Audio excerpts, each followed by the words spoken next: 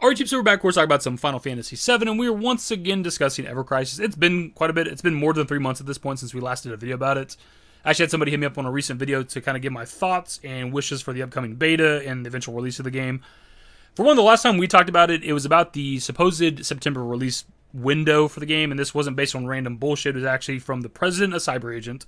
CyberAgent is the parent company of Applebot. Applebot is the company that's making Ever Crisis. And according to him at the time, the game was going to release in their fiscal year 2022. And their fiscal year begins in October and ends in September.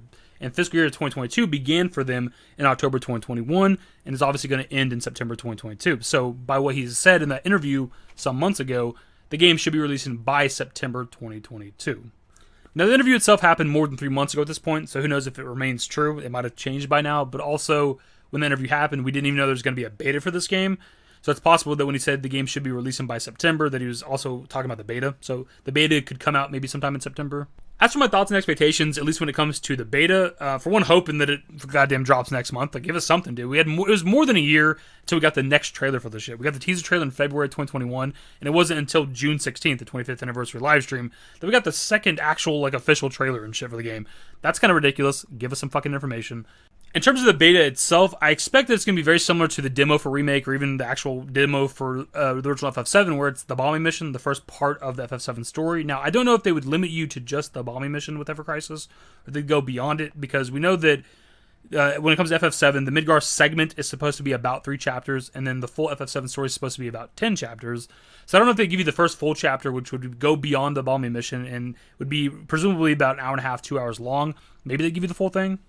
The original FF7's Midgar segment is somewhere around 5-ish hours. It can be more or less depending on your knowledge and how much you explore and want to do stuff. The time varies, obviously. But if you split that up into 3 different chapters, that gives you about an hour and something per chapter, potentially, when it comes to Ever Crisis. It seems like you're playing almost the original FF7. We see Cloud running around the world, essentially, running around areas that we've seen in the original FF7. So it seems like we at least have that sort of freedom when it comes to Ever Crisis. So you could take a long time to beat chapters, just sort of depending. My expectations, at least as of right now, when it comes to the beta, are at least the bombing mission, maybe the full first chapter. If I had to just sort of hazard a guess for where the first chapter would probably end at, I would think maybe after the Sector 5 bombing mission, the fall to the Sector 5 church, meeting Aerith and stuff like that. That's like a perfect cutoff point, and kind of wait till the next month for the second chapter. That makes sense to me. Thing too, we know that we're supposed to be getting a new chapter every month, but we don't know how they're going to do it. Are they releasing chapters for one game at a time, or are they going to release one chapter for multiple games at a time? We've seen a lot of Crisis Core gameplay, even with the first trailer at the very end, and then the recent trailer we got a few months ago. We see a lot of Crisis Core stuff, and I've seen it speculated by people that they think they might drop one chapter per game per month. And we know that there's at least 5 different titles that they're covering with Ever Crisis, so you're looking at 5 brand new chapters per month, and that'd be awesome. That'd be a shitload of content. The problem with that is they'd be burning through their catalog way too quickly. We know that the original FF7 is going to be about 10 chapters. I don't know if any of the other compilation shit is going to be that long. At the maximum, they would also maybe be 10 chapters. So if they're dropping a chapter per game per month, then the shelf life of Ever Crisis would be less than a year. And that just doesn't make any goddamn sense. What makes sense is releasing one chapter for one game until that game's completed, and then you move on to the next game. They can maybe do more than one game. Again, we're seeing a lot of Crisis Core stuff, so they can maybe drop a chapter for each game each month. So when the game first drops, you're going to get the first chapter of FF7 and the first chapter of Crisis Core, and that's kind of it until both of those titles are done. And then you maybe move on to the other stuff like Before Crisis, Advent Children, and Dirge. I don't know what order you do a lot of it, and that could work. But if you're dropping a chapter for every single game every month, this is a mobile gacha game. It's a long term. They want to make money for a long period of time. It would be stupid for them to just burn through the entire compilation in less than a year.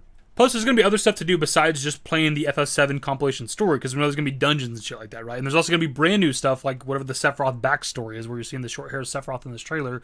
We're going to have that to do as well. There's going to be brand new stuff. I don't know if they're going to do anything more than that. As far as we know, at least as of right now, this is the only new content there's going to be, but they could add more chapters and more compilation, expand the lore and stuff of FF7. That'd be pretty great, too. In terms of other expectations for the game, from a gameplay perspective, I'm satisfied with what I've seen. There's not really much I'm expecting from a mobile gacha game. I do hope that you can complete a majority of the content without having to put money into the game. Most good gachas, you can do about 90% of the content without having to really drop any money into the game. And then there's the in-game final boss dungeons and raids and shit like that you really got to grind your ass off for to get the good troops and weapons and armors, or you got to put money into the game to get the good shit. And I'm completely fine with that because of the style of game that it is. For one, it's entirely free to play. If you want to sit back and wait and just play the FF7 compilation story, you're probably not going to need to put any money into the game. That shit's going to be probably relatively easy to beat. You can probably do that with like default characters and shit like that. You're really going to have to put money into the game if you want to do like in-game type shit.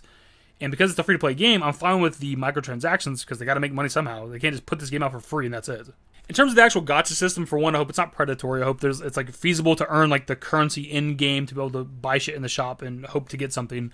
But I hope there's also like a mercy rule or a pity system, as some gachas call it, where you're like guaranteed the item after so many pulls. So like for example, when it comes to like Dragon Quest Tact, which is another like Square Enix gacha game that I sort of play, whenever there's a new banner out, it costs like 3,000 gems to pull 10 troops, right? But after 15 pulls, if you've not pulled like the main character from that banner, they just give it to you. So like after 15 pulls, 45,000 gems, which is a hell of a lot, you're just given that character for free. It'd be kind of nice if they had something like that for the gacha system in Ever Crisis, where after so many pulls, if you're pulling for a weapon or an outfit, they just give it to you. I'm not sure if it's ever confirmed or denied whether or not there's going to be characters to get in like the microtransaction system for this game, but I do know it's supposed to be like outfits and costumes and also weapons and armor and stuff like that. But whatever the system is, whatever is available in the shop, again, it'd be nice if they just had this sort of pity system where you get it after pulling so many times. Now, outside of those few like wants or expectations right there, I don't have much more. I still have questions, and the same question I had a couple months back, and the same question I've had probably since this game was revealed in February 2021, about whether or not there's going to be like a world map. I'm kind of curious about that. We see Cloud exploring and running around areas like the Shinra building and stuff like that we had and were able to do with the original FF7, so it seems like we have that kind of basic freedom that we had in the original FF7. You're not just walking forward the entire time or something. So I'm wondering if once we complete the Midgar segment, do we actually get to like traverse the world map? Can we walk from Midgar to Calm? Or when we pick up the game on Chapter 4, are we already in Calm for the Calm flashback and then there's like a load screen and we go to, Chocobo Farm or Mythal Mine or something? Are we actually going to be able to traverse the world? That's a question I have. Which would also then mean, do we eventually get like an airship? Do we have vehicles in the game we can actually physically drive ourselves? Do we eventually get the submarine? Can we go underwater? Like there's that kind of stuff. It's really just traversing the world. Other than that, from the gameplay perspective and a little bit of the gacha stuff, I don't have much expectations. I guess also a bit of another question I have when it comes to Ever Crisis, at least with the original FF7, is minigames. So like if we have world exploration, can we go to Fort Condor and can we play the minigame there? But also, would it be like the sort of tower defense minigame that was in the original FF7, or would it be the remake version of Fort Condor? It's kind of an interesting question. But also, later on, once we get to Gold Saucer, can we play all the minigames that are there at Gold Saucer, Battle Arena and all the arcade shit? Or would it just be us doing like the story beats of the Gold Saucer segment and then we kind of move on? It's kind of hard to say because I just don't know how faithful of an adaptation it's going to be of the original Final Fantasy VII. Is it just going to be the story aspect of it? Is that it? Or is there going to be the side content that the original FF7 had? I just don't really know what they're going to do yet. Maybe that's something they can clarify in the future. But ultimately, that's pretty much my thoughts for now until we get more information on this game, until we get more of a clarification of exactly what it's going to be. I don't have a whole lot of expectations. I have a little bit, some of the stuff we talked about here, but it's not a huge list or anything. It's just a mobile game at the end of the day. I'm excited for it. I'm looking forward to it. At this point, it's been a little too long. We were told the game's going to come out sometime in 2022, and that's probably still true. But goddamn, we are in August at this point, and we don't even know when the beta is going to release yet. So, who knows? Maybe this shit gets pushed to 2023. Wouldn't be surprised. That being said, though, whenever the beta does release, that should be a bit of a telling for when the game comes out. Because generally speaking, a beta comes out like a few months or so before the game actually drops. So if the beta drops in September, for example, then you could probably expect the full game to drop sometime within the year. Other than videos, that's pretty much the video. So pass off to you guys. What are your thoughts on Ever Crisis? Do you think it's dropping this year? When do you think we're next going to get information for this game? Also, when the beta does happen, how much content do you think the beta is going to offer? Is it going to be a full chapter, half of a chapter? When do you think the beta is coming out?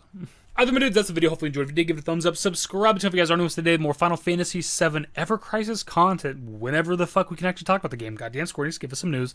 Turn on notifications. Follow me to dashingdavidbusiness. I'm a Discord. Links for networks are in the description. And in the outro. Later, guys.